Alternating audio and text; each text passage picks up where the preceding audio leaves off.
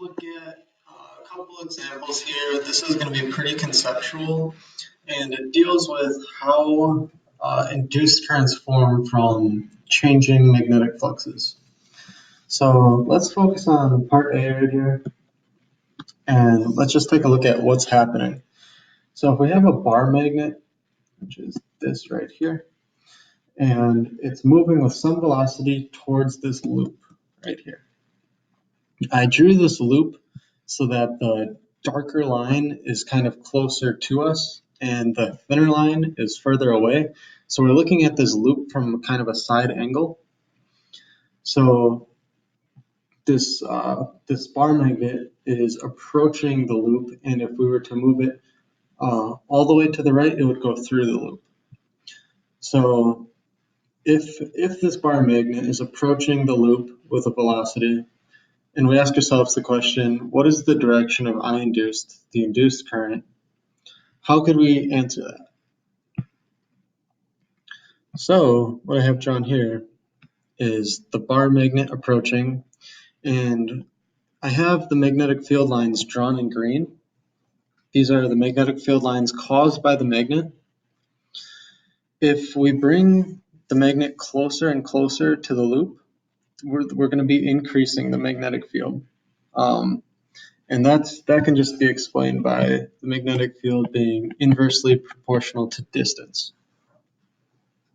So when we bring it closer to the loop, more magnetic field is passing through.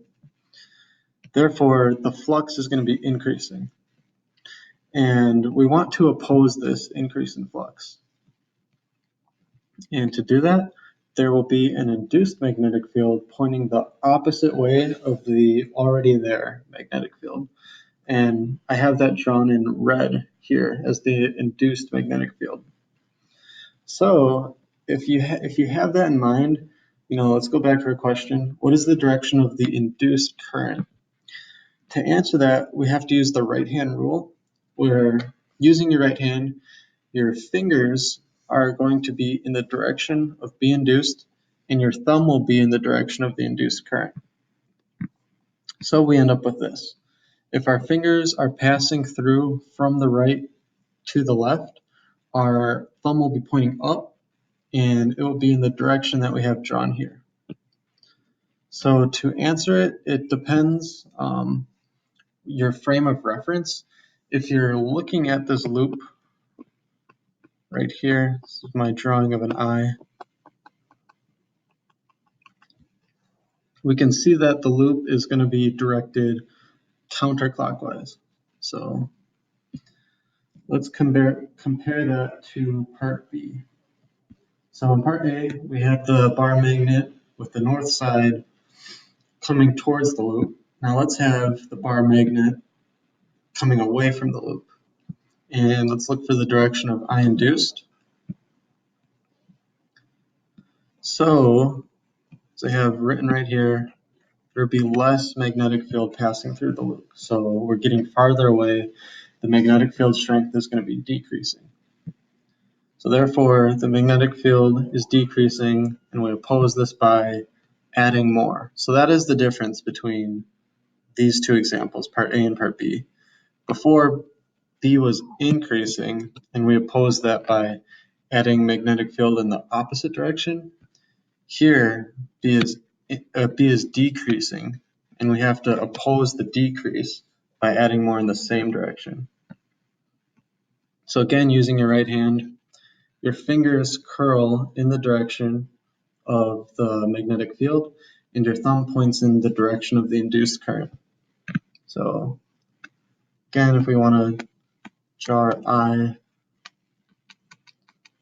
we can see that it is moving clockwise around the loop. So let's compare that to part C. And here what we've done is we've flipped the sides of the magnet. So instead of north being on the right and south being on the left, we have the south on the right and the north on the left. So let's look at what the direction of the induced current would be. So we can see that if we bring this bar magnet closer, we're decreasing the distance. So more magnetic field will pass through the loop. Therefore, if more more magnetic field is passing through the loop, we want to oppose this. So B induced will have to go in the opposite direction. And from that, we can use our right-hand rule again, find the direction of the induced current, just like this. So if we're looking from this way, I induced is clockwise. Okay, let's look at a final example. Let's say, the south pole is on the right, the north pole is on the left, and we're moving this bar magnet away. If we're moving it away, we're increasing the distance. We're going to be decreasing the strength of the magnetic field. There will be less magnetic field passing through. Therefore, if B is decreasing, we have to oppose this. So if we're decreasing the magnetic field, we're decreasing flux, we have to find a way to increase that. And we do that by drawing it in the same direction. We have to add some induced magnetic field. Okay, and again, to draw it like this, we can see that I induced is counterclockwise. Okay, now let's look at a different example. So these are, let's say this is the wire and it's wrapped around a magnet. So this S right here is a switch. This R right here is a resistor. And our question is, after the switch is closed, what is the direction of the induced current through the resistor R?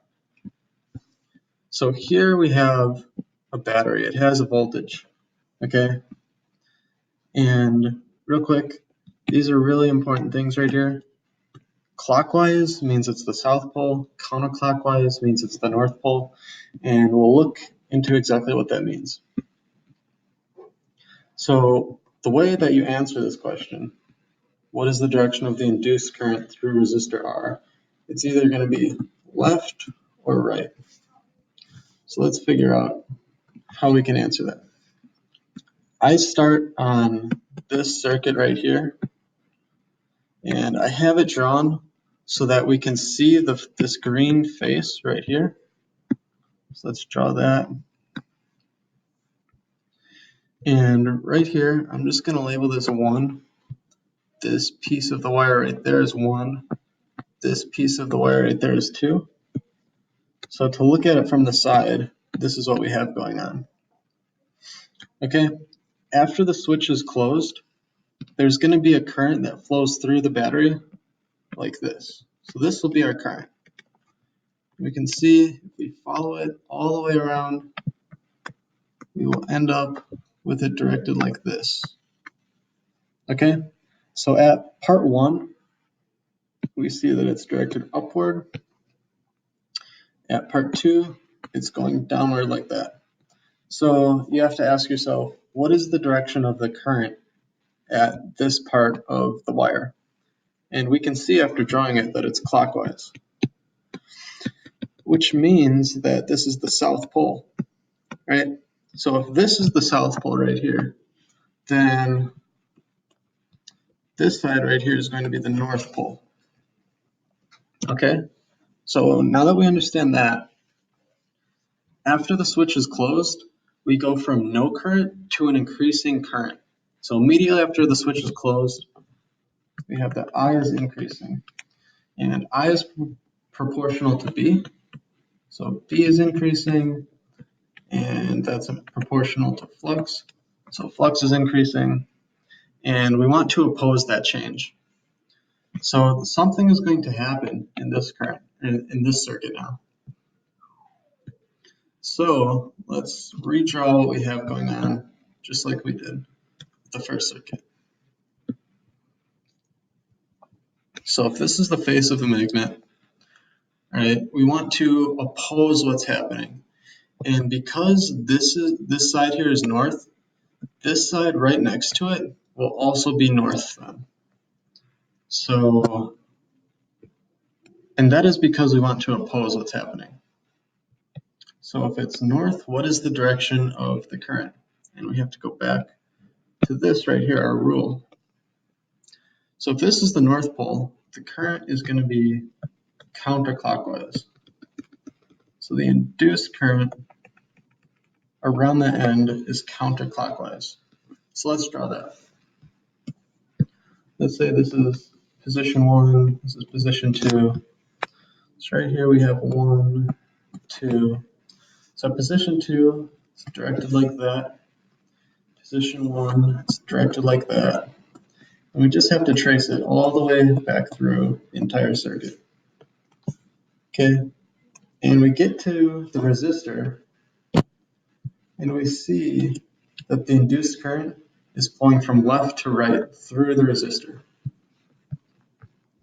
So I induced is flowing from left to right through the resistor, and that will be our answer. So through the resistor R. All right, thank you for watching.